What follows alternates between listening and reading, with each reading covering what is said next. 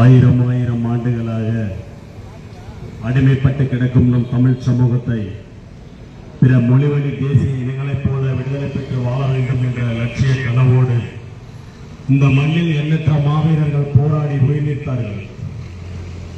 அந்த மாவீரர்களின் குருதிகள் நம்மை வழிநடத்தட்டும். இந்த வக்ஃப் வாரிய சட்ட திருத்த மசோதா 2025 ஒன்றிய அரசு அமல்படுத்தியிருக்கிறது. இந்த வகுப்பு வாரிய சட்ட திருத்த மசோதாவை கண்டித்து இன்று தமிழ்நாடு முழுக்க நாம் தமிழர் கட்சி மிகப்பெரிய கண்டன ஆர்ப்பாட்டத்தை நடத்தி கொண்டிருக்கிறது. வகுப்பு வாரியம் என்ன என்ன புரியாம சொல்ல இருக்க, நிறைய பேருக்கு தெரியாது. பாமர மக்களுக்கு நிறைய பேருக்கு தெரியாது வகுப்புனா என்ன அப்படின்னு தெரியாது. வகுப்பு என்பது ஒரு அரபு சொல்.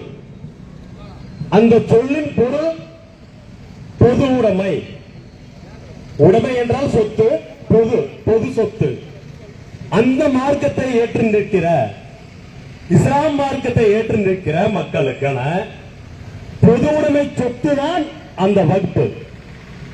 அந்த பொது உடைமையா இருக்கக்கூடிய சொத்துக்களை இன்று ஆண்டு கொண்டிருக்கிற ஒன்றிய அரசு பாஜக, பாரதிய ஜனதா கட்சி, இன்று மட்டும் ஆரிய பார்ப்பனர்கள் உள்ளே வந்ததிலிருந்து இன்று வரை அனைத்து சமூகத்தினருக்கும் அனைத்து இனத்தினருக்கும் தீங்கு விளைவித்துக் கொண்டிருக்கிறார்கள். அவர்களோட நோக்கம் ஒன்றுதான், இது இந்தியா, இங்க இந்துக்கள் தான் இருக்கணும், இங்க இந்துக்கள் தவிர வேற எந்த இனத்தவர் இருக்கக்கூடாது, நம்ம தான் எல்லாமே அப்படின்னு ஹிட்லர் ஆட்சியை போல கொண்டு வரணும் என்கிறார்கள் RSS பிஜேபி. அது எங்க வேணாலும் நடக்கலாம். ஆனால் தமிழ்நாட்டிலே, தமிழ்நாட்டு மண்ணிலே நாம் தமிழர் கட்சின்னு ஒரு கட்சி இருக்கும் வரை தமிழ்நாட்டில் அவங்களால ஒண்ணும் செய்ய முடியாது, ஒண்ணும் செய்ய முடியாது. ஏன் அப்பேற்பட்ட தலைவரை ஏற்று நிக்கிறாங்க? யாரு? எங்கள் தலைவர், தேசிய தலைவர் மேதகவே பிரபாகரனை ஏற்று நிக்கிறாங்க. ஒரு 10 நாளைக்கு முன்னாடி இங்கே ஆர்ப்பாட்டம் தான் பண்ணாங்க. ஒரு கூட்டம் நின்றுச்சு, அனுமதி என்று இங்க ஆர்ப்பாட்டம் பண்ணாங்க. ஆனா காவல்துறை ஏப்பா அனுமதிக்கு கேட்கல அப்படின்னு சொல்லி கலைய சொன்னாங்க. சும்மா சொல்ல குச்சி ஒண்ணு கையில வச்சுக்கிட்டு இந்த சந்தில 10 பேர், அந்த சந்தில 10 பேர், இந்த சந்தில 10 பேர் புரிந்து போயிட்டான். ஆனாலும் எத்தனை இன்னல்கள் வந்தாலும் எங்கு சென்றாலும் பிரபாகரன் பிள்ளைகள் ஒரு அடி கூட அந்த பக்கம் எடுத்து நவர வைக்க மாட்டோம். ஒரு அடி எடுத்து வைக்க மாட்டோம். இஸ்லாமியர்களின் சொத்துக்களை திட்டமிட்டு பறிப்பதற்கு இப்படி ஒரு தேவையற்ற ஒரு சட்ட திருத்த மசோதாவை கொண்டு வந்து அவர்களை உளவியலாகவும் மன உளைச்சலுக்கு உண்டாக்கி, இப்ப இன்னொரு விஷயம் கேளுங்க, தவறு செய்பவனை விட தவறு செய்ய தூண்டுபவனுக்கு சட்டத்தில் என்னன்னு சொல்லுது, தண்டனை அதிகம் சொல்லுது. இப்ப இது போல சட்ட திருத்த மசோதாக்களை கொண்டு வந்து அவர்களை வெறுப்புணர்ச்சியை தூண்டிவிட்டு, அவர்கள் எவ்வளவு நேரம் ஒரு மனித பொறுமையா இருப்பான்? அடிச்சா வாங்கிக்கிறான், திட்டா வாங்கிக்கிறான், வெட்டான் வாங்கிக்கிறான். இது எல்லாம் வரலாற்றில் நடக்குது, இது எல்லாம் வரலாற்றில் நடக்குது. அத்தனை இன்னல்களை இன்னும் வரை எந்த ஒரு தீவிரவாதத்துக்கோ எந்த ஒரு வம்பு சண்டை சச்சரவுக்கோ கலந்து கொள்ளாமல் அந்த இஸ்லாமியர்கள் நிற்கிறார்கள். ஏன்? மனிதநேயத்தை நிற்கிறார்கள். அப்படிப்பட்ட மனிதநேயம் மிக்க ஒரு இஸ்லாம் மார்க்கத்தை தழுவி கொண்டிருக்கிற அந்த இஸ்லாம் மக்களுக்கு ஏன் இவ்வளவு பெரிய இன்னல்களை இவர்கள் கொடுத்துக் கொண்டே இருக்கிறார்கள்? நான் முன்ன சொன்னது போதா, இந்தியா இந்துக்கள் மட்டும்தான் இருக்கு, இந்த ஒரே நாடு, ஒரே தேர்தல், ஒரே ரேஷன் கார்டு, இதெல்லாம் அவங்க சொல்லிட்டு இருப்பாங்க. தமிழ்நாட்டில் வேலையாவது குறிப்பா நாங்க இருக்கிற வரையிலும், நாம் தமிழர் கட்சி இருக்கிற வரையிலும் வேலை ஆகவே ஆகாது, விடவும் மாட்டோம். எது சரியோ அதை ஏற்று நிற்போம், எது தவறோ எவனா இருந்தாலும் அதை எதிர்த்து நிற்போம். இதுதான் சீமானின் தம்பிகள், சீமானின் தம்பிகள். நாங்கள் எதிர்த்துதான் நிற்போம். இந்த சட்ட திருத்த மசோதால இன்னொன்னு என்ன கொண்டு வராங்க? அந்த வகுப்பு வாரியத்துக்குள்ளார உறுப்பினர்களாக இஸ்லாமியர்கள் அல்லாதவர்களை 2 பேர் போடணும்னு சொல்றாங்க. என்னத்துக்கு இஸ்லாமியர் அல்லாதவர்கள் இஸ்லாமிய மார்க்கத்துக்குள்ள? என்னத்துக்கு? தஞ்சாவூர் பக்கத்துல ஏதோ ஒரு கோயில், அந்த கோயில்ல நிர்ஷானா என்ன ஒரு பேரு, இஸ்லாமிய பேர் எனக்கு தெரியல, அவர் வந்து இந்த அறநிலைத்துறைக்குள்ள ஒரு மெம்பர் ஆகிறாரு. உடனே ஐயா எச் ராஜா கட்டணம் தெரிவிக்கிறாரு. உடனே இந்த தமிழ்நாடு பாரதிய ஜனதா கட்சி கட்டணம் தெரிவிக்குது.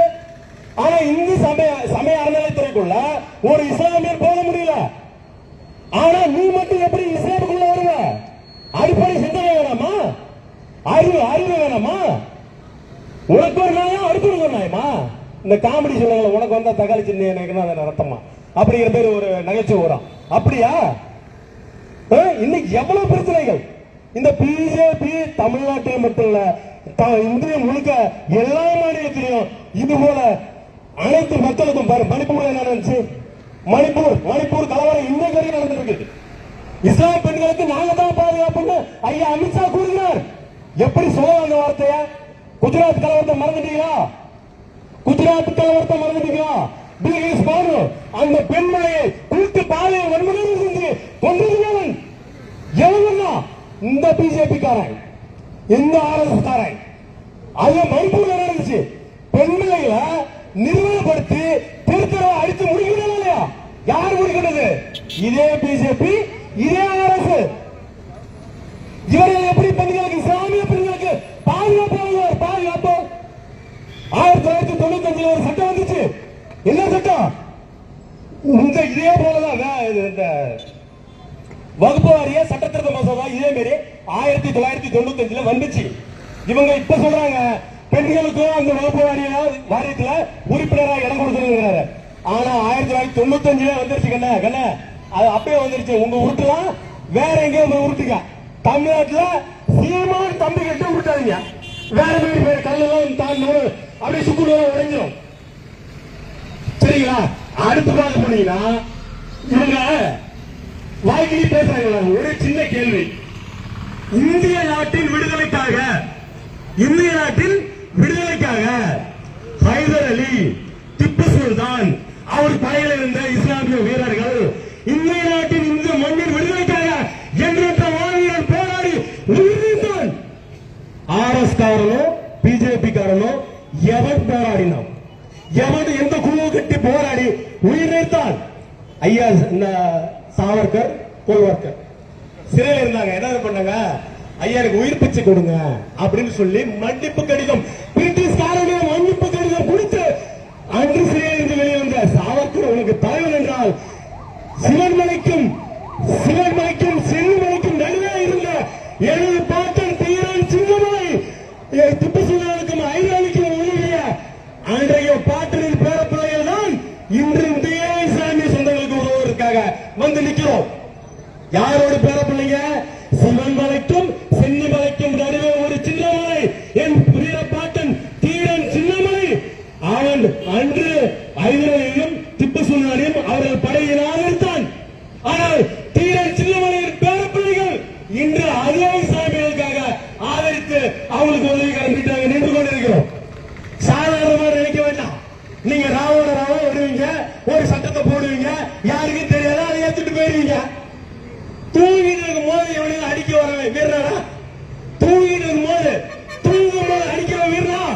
என்னை சுண்டி எழுப்பி விட்டுக்க. அப்ப வர சண்டைக்கு வா. அப்ப நீ எல்லாரும் முடிச்சுட்டு இருக்கும் போது சட்டத்தை அப்ப போடு. தூங்கும் போது எல்லாத்துக்கு நீ சட்டத்தை போடுற? எதுக்கு போடுற? அப்ப உனக்கே பயம் இருக்குல்ல? பகல் நேரத்திலேயோ மக்கள் போதுமான நேரத்திலேயோ இந்த மாதிரி சட்ட திருத்த மசோதாக்களை வெளியிட்டா அங்க பிரச்சனைகள் வரும். இந்த மாதிரி ஆர்ப்பாட்டம் போராட்டங்கள் நடக்கும். தமிழ்நாடு கொந்தளிக்கும், இந்தியாவை கொந்தளிக்கும். அப்படிங்கிற ஒரு பயம் உனக்கு இருக்குல்ல? பயம் இருக்குல்ல? அதனால என்ன சொல்றது தெரியுமா? பயந்துட்டே தமிழ்நாட்டில் நீ பயந்தா உனக்கு வேற வழி கிடையாது. வேற வழியே கிடையாது. நாங்கள் மீண்டும் சொல்கிறோம், நாங்கள் பிரபாகரனின் பிள்ளைகள். எதற்கும் அஞ்ச மாட்டோம்.